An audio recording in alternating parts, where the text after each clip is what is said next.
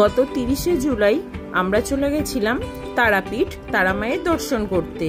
Hello everyone, কেমন আছো তোমরা সবাই? আমি মাম্পি চলে এসেছি আরেকটি নতুন ভিডিও নিয়ে তোমাদের সাথে শেয়ার করার জন্য। ভিডিওটি ভালো লেগে থাকলে অবশ্যই আমার চ্যানেলটিতে সাবস্ক্রাইব আর লাইক করে দিও ভিডিওটিতে একটি। বৃষ্টির মধ্যেই আমরা বাড়ি থেকে বেরিয়ে পড়েছিলাম শিয়ালদা স্টেশনের উদ্দেশ্যে। আর ওখানে পৌঁছে গেছিলাম সকাল 6:30টায়।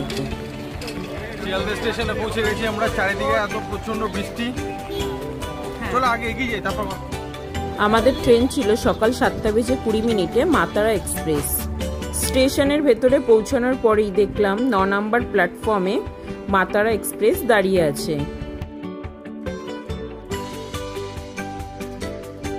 এরপর আমরা আস্তে আস্তে ট্রেনের দিকে চলে গেলাম। প্ল্যাটফর্মের দিকে এগিয়ে যাওয়ার সাথে সাথেই দেখতে পেলাম ব্যাগ চেক করার জন্য একটা নতুন মেশিন বসিয়েছে। এর আগে বৈশাখ মাসেও একবার তারাপীঠ গেছিলাম, তখন এই মেশিনটা ছিল না, এখন নতুন বসিয়েছে ব্যাগ চেক করার জন্য। এখানে ব্যাগ চেক করে নেওয়ার পরে আমরা এগিয়ে গেলাম আমরা ট্রেনের যে কামরাটায় উঠবো সেখানে।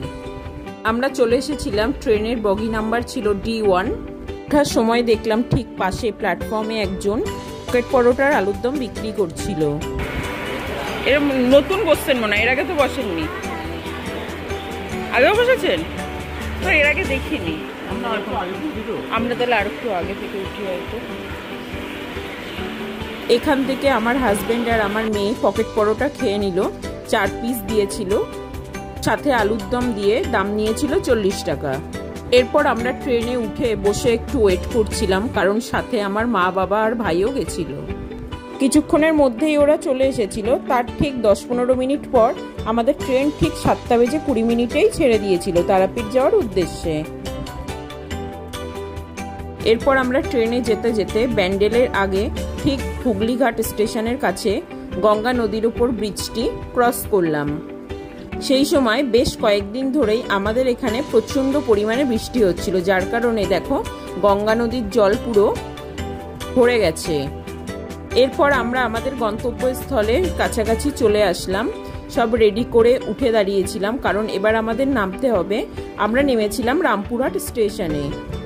এখন তারাপীঠ যেতে গেলে রামপুরহাট স্টেশনের আগে তারাপীঠ রোড নামে একটি স্টেশন আছে, সেখান থেকে চাইলেও অটো ভাড়া করে যাওয়া যায় তারাপীঠ।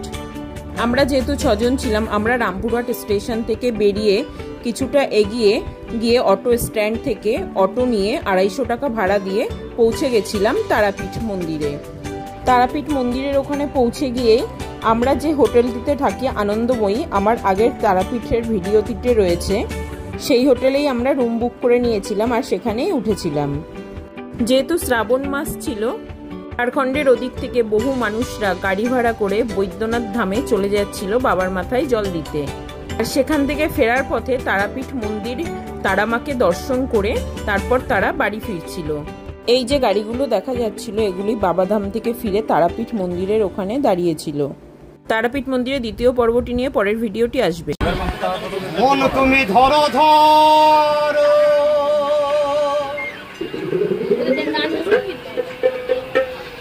মন তুমি ধরো ধরো, মানুষ ধরো ধরো অতি যতনে,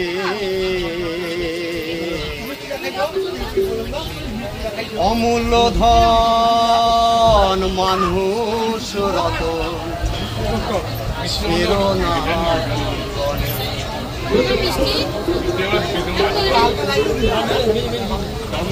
মন তুমি ধরো ধরো, মানুষ ধরো ধরো ধরো, মানুষ ধরো ধরো ধরো, মানুষ ধরো ধরো অতি যতনে, অমূল্য ধন মানুষ রতন, প্রেরণা জীবনে, অমূল্য ধন মানুষ রতন, প্রেরণা জীবনে।